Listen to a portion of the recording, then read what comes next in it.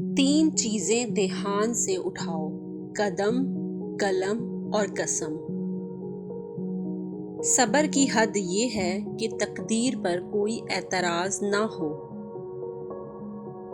احترام کرنا تربیت ہے، کمزوری نہیں۔ معذرت کرنا حسن اخلاق ہے، ذلت نہیں۔ لوگوں کو آپ میں تبدیلی نظر آ جائے گی، لیکن اپنا وہ رویہ نظر نہیں آئے گا جو اس تبدیلی کی اصل وجہ بنا۔ جو ظالم کی مدد کرے گا، اللہ تعالیٰ اسی ظالم کو اس پر مسلط کر دے گا۔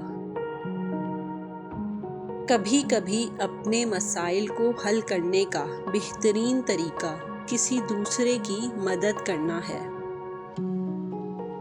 ایسے لوگوں کو اپنی ترجیحات میں کبھی شامل نہ کیجیے جو آپ کو تب میسر ہوں جب انہیں کوئی اور میسر نہ ہو۔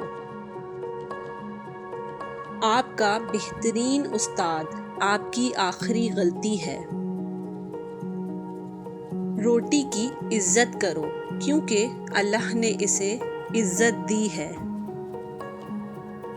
مشکل وقت آ جائے تو کسی کا احسان مت لو کیونکہ مشکل وقت 4 دن کا اور احسان زندگی بھر کا ہوتا ہے۔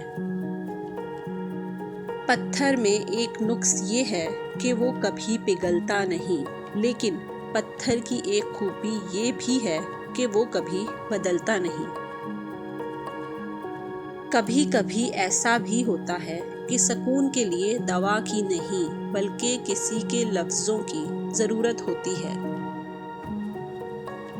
دوسروں کو نقصان پہنچائے بغیر، ان کو بدنام کیے بغیر، ان سے حسد کیے بغیر، ان سے الجھے بغیر، ان سے آگے نکل جانے کا ہنر سیکھیے۔